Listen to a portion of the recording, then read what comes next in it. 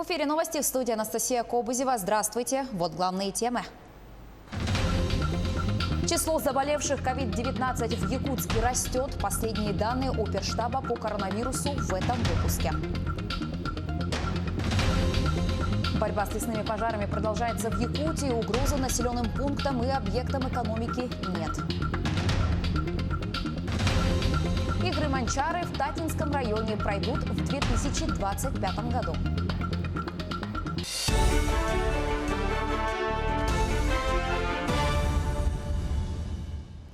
Президент России Владимир Путин подписал указ о внесении поправок в основной закон страны. Голосование о внесении изменений в Конституцию проходило с 25 июня по 1 июля. Явка составила почти 68%. Согласно результатам обработки всех протоколов, за изменения выступили почти 78% проголосовавших. Это 58 миллионов россиян.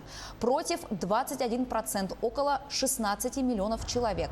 Поправки вступают в силу сегодня. В целом результаты голосования показали высокий уровень консолидации общества по ключевым вопросам, имеющим общенациональное значение. И в этой связи обращаюсь к правительству, главам регионов, парламентариям. Приоритеты, те ценности, за которые отдали свои голоса наши граждане, должны быть в полной мере реализованы. В конкретных вещах, в конкретных делах, в бюджетах, во всех федеральных программах и нацпроектах. Каждая норма, включенная в основной закон, означает действие. Не созерцание, а именно действие. Знаю, несмотря на плотный график и большую разъяснительную работу, которую вела рабочая группа, вы уже приступили и к решению следующей задачи. Речь идет о предстоящем качественном развитии всей законодательной базы страны. Она должна полностью соответствовать обновленной Конституции. Теперь данные по коронавирусу в Якутии. 57 новых случаев COVID-19 выявили на территории республики за минувшие сутки. 49 заболевших в Якутске, 2 в Нерюнгри. Также единичные случаи зафиксированы в 6 районах Якутии. На сегодня 30 пациентов с коронавирусом находятся в тяжелом состоянии. 9 человек подключены к аппаратам ИВЛ. За их жизни борются медики. За минувший день выздоровели 173 человека. Как отметил глава региона Айсан Николаев, с 30 июня в Якутске число заболевших новой коронавирусной инфекцией выросло в 1,5 раза. Это очень тревожный фактор. Он говорит о том, что со стороны людей ограничительные меры, особенно санитарный режим, мытье рук, ношение масок, дезинфекция помещений в учреждениях, они стали соблюдаться хуже. И результат этого не замедлил сказаться. Конечно, тем более сейчас, после 2 числа, у нас также сняты ограничения. И мы ожидаем, что если со стороны администрации города Якутска не будут приняты меры по действенному контролю за ситуацией по городу, то город Якутск, конечно, может очень серьезно увеличиться в части заболеваемости. Более того, хочу сказать, что все 6 случаев, которые у нас в районах сегодня единичные выявлены, это все сельские наши районы, они связаны с приезжими из Якутска, с детьми, с родственниками, которые приехали в гости и заразили там на месте уже тех, к кому они приехали. Мы сейчас усиливаем по республике работу по детям, которые приезжают на отдых в деревне. За последнюю неделю зафиксировано таких детей у нас уже свыше 1000, по республике в целом практически 8500. И хочу сказать, что как раз в результате проведенной профилактической работы мы у 56 из этих детей выявили коронавирус, и, соответственно, они сейчас уже прошли или проходят курс лечения, поэтому контроль за детьми, приезжающими из Якутска, конечно же, и со стороны родителей, и со стороны родственников надо серьезно усиливать для того, чтобы не было дальнейшего распространения инфекции у нас по республике. Между тем, Роспотребнадзор запретил детский отдых в лагерях за пределами регионов до конца года. Исключение сделали для детей, проживающих в арктической зоне. Те, кто живет в городах федерального значения, могут выехать на отдых в детский лагерь в соседние регионы.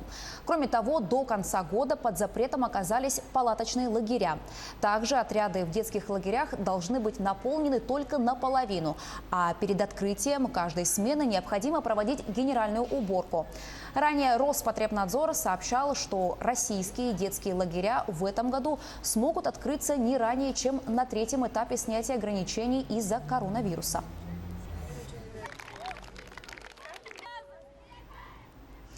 Музеи Якутии постепенно начнут открываться для посетителей со следующей недели. Наш корреспондент Дмитрий Тымыров сейчас находится в музее «Россия. Моя история». Он выходит на прямую связь со студией. Узнаем, все ли готово к открытию. Дима, привет. Ждем подробностей. Анастасия, здравствуйте. Сейчас мы находимся рядом с музеем «Россия. Моя история». Внутрь мы не заходим, потому что в эти минуты и вообще в эти дни здесь начались работы по дезинфекции помещений. Там работает служба, которая вот именно занимается этими работами. Также хочется отметить, что в эти дни музей, то есть все ведут такие работы, они начнут свою деятельность уже со следующей недели, и каждое учреждение выбирает дату открытия сам. А музей «Россия. Моя история» распахнет свои двери с 14 июня. Ну а чем они занимались в эти дни, когда были работы, то есть были ограничительные мероприятия из-за пандемии, нам расскажет руководитель музея Дмитрий Соловьев. Дмитрий, здравствуйте. Расскажите, чем вы занимались эти 4 месяца? Добрый день. Эти 4 месяца, конечно, нам не прошли даром. Мы провели большое количество онлайн-мероприятий, потому что такие рекомендации мы получили, что мы переходим на онлайн-формат и, конечно, на удаленную работу. Поэтому мы сконцентрировались на этой форме работы и проводили, наши мероприятия. Это в виде онлайн-экскурсий, онлайн, допустим, квестов, квизов. Это у нас был целый комплекс онлайн-мероприятий, посвященных 70-летию победы советского народа в Великой Отечественной войне. Должен отметить, что эта работа нам удалась, и многим учреждениям республики эта работа удалась, и это было отмечено неоднократно уже руководством республики. Мы, например, провели 174 онлайн-мероприятия, которые посетили 207 тысяч человек.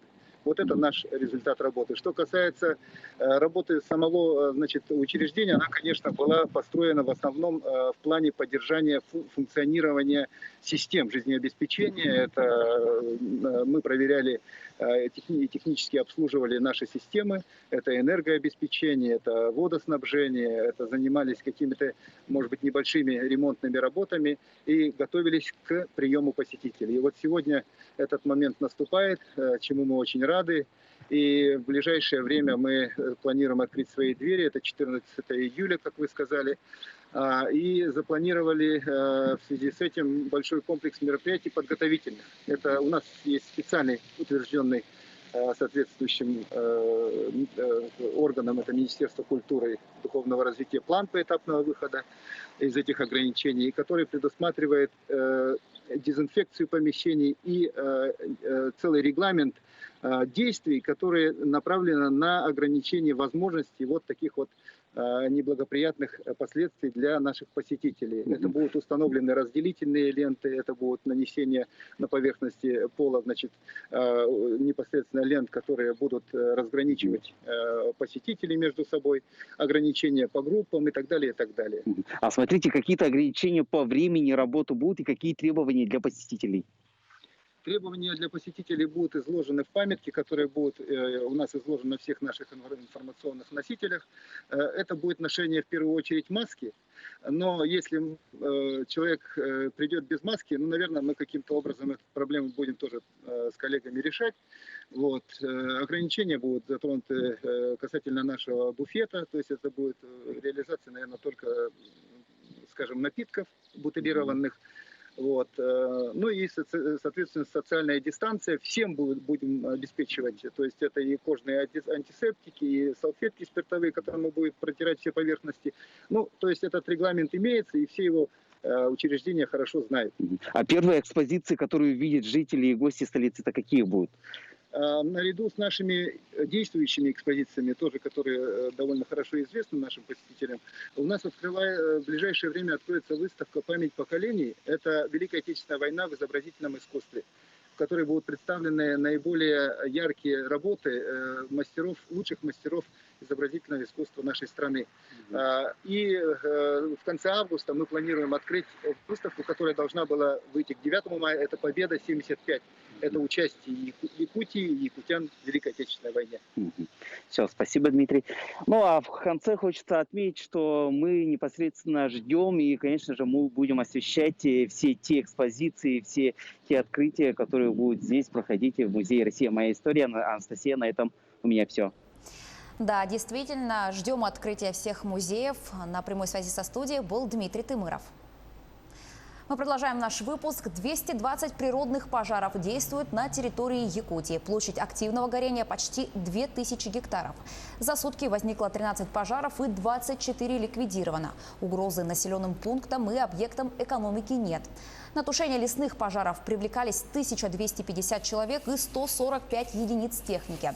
Напомню, что в Якутию для тушения лесных пожаров прилетели более 140 парашютистов-десантников Федерального резерва Рослесхоза. Еще 45 человек прибудут из Читы. С начала пожарно-опасного сезона на территории региона зарегистрировано 572 природных пожара. Участок автодороги Лена у Чульмана закроют для движения. Его перекроют в 7 часов утра 6 июля для замены аварийного участка трубопровода магистральной теплосети «Аэропорт», проходящего под федеральной трассой. Ремонтные работы продлятся до 8 июля включительно. Организация проезда будет осуществляться через поселок Чульман. В Ленске идет масштабная уборка несанкционированных свалок в районе дачных участков. Лесной массив завален разным, зачастую крупногабаритным мусором. Работу по уборке организовала администрация Ленского района. После ликвидации несанкционированных свалок районный комитет имущественных отношений запланировал совместные рейды с комитетом по охране природы для выявления нарушителей. В дальнейшем администрация района организует 4 точки сбора мусора. Это будут бетонированные площадки с мусорными контейнерами.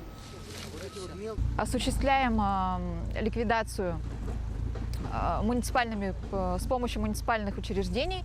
У нас погрузчиком является муниципальное бюджетное учреждение «Гранит». Привлечена подрядная организация, которая вывозит данный мусор на городскую свалку. И рабочая сила – это у нас работники Комитета по физической культуре и спорту, и также Комитет имущественных отношений. Вот. После ликвидации мы размещаем таблички о том, что свалка несанкционированная запрещена. Ну а теперь к новостям спорта. Победителем конных скачек на призы главы Якутии стал жеребец Брокер Барс из Мегино-Кангаласского района. 5-летний скакун пришел к финишу первым, пробежал дистанцию за 2 минуты 38 секунд.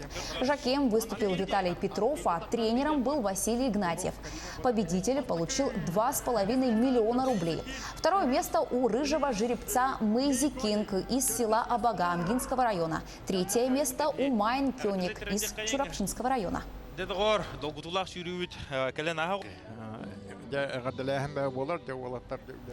Игры Манчары в Татинском районе пройдут в 2025 году. Распоряжение об этом подписал глава Якутии Айсын Николаев. До 1 сентября этого года правительство региона должно утвердить состав организационного комитета по подготовке и проведению спартакиады. Соревнования традиционно проводятся в целях популяризации и развития национальных видов спорта, внедрения здорового образа жизни среди якутян. А между тем масс-рестлинг набирает все большую популярность в мире. Уже почти в 50 странах есть свои официальные федерации. Рассказать об этой большой интернациональной семье должен документальный фильм, над которым сейчас идет работа. Его героями стали спортсмены из разных континентов, которых объединило якутское национальное состязание. Сегодня мы расскажем об одной из героинь. Это американка Николь Хайм. Я заметил здесь самодельную доску для масс-рестлинга, вы только поглядите. Да, та самая доска, что мы сделали в подвале. Итак, я вижу, ты тренируешься здесь самостоятельно. С кем ты практикуешься в стенах этого зала? Со мной тренируются еще 2 девчонки. Одна из них Эмбер. Она сейчас где-то в этом зале занимается своими делами. Николь приходит в этот зал практически каждый день. Она первая американка, выигравшая Кубок мира по масс-рестлингу, и считается одной из самых серьезных конкуренток на любых соревнованиях. Перетягиванием палки девушка занимается 3 года, и за это время для себя окончательно определила, что масс-рестлинг не просто спорт, это мироощущение, а люди вокруг – это семья. Масс-рестлинг научил нас уважать соперников. Да, мы состязаемся, но вот мы уже жмем руки друг другу, потому что понимаем, что мы в этом спорте надолго. Время связало нас, так как иначе просто быть не могло. Николь не переставала заниматься масс-рестлингом даже в самые сложные для себя периоды. Несколько лет назад ей поставили диагноз «рак». Но это не уменьшило ее желание бороться не только за свою жизнь, но и за победы на помосте. Например, за неделю до начала венгерского этапа Кубка мира в 2017 году она все еще проходила химиотерапию. Все считают, что моя история полна трудностей, потому что у меня был рак. Но я встретила Мелиссу Эдвардс. Она перенесла 2 инсульта и начала свой путь в спорте буквально с нуля. Я познакомилась с Отдом Хоганом, который перенес операцию по замене тазобедренного сустава, а уже через 2 дня выступал будто 360-килограммовый молодчик. Эти люди показали мне, что трудности есть у всех. Тогда в Венгрии она выиграла бронзу, но для нее и ее команды это была настоящая победа. Когда международная команда энтузиастов решила снимать фильм о масс-рестлинге, никто и не сомневался, что в нем должна быть история Николь. Когда мы приехали домой к Николь, нас встретила деревенская девушка с яркой улыбкой, и она просто излучала счастье. Мы сели и начали разговаривать. Я понял, что она герой. Она каждый день преодолевает такие трудности, и она все еще борется. Николь продолжает тренироваться и мечтает не только о новых победах, но и о том, что когда-нибудь приедет в Якутию, на родину масс-рестлинга. Причем у нас в республике ее ждут, и пока эта реальная встреча не состоялась, поздравляют ее с будущим важным событием. В октябре Николь должна выйти замуж, прислала мне приглашение. Спасибо и Николь, и Райану за приглашение издалека. Хочу пожелать Николь здоровья, занимайся спортом и дальше развивай масс-рестлинг. Максим Кардозу, Виктор Олесов, Москва, Индиана, США. К этой минуте у меня пока вся информация. Оставайтесь с нами.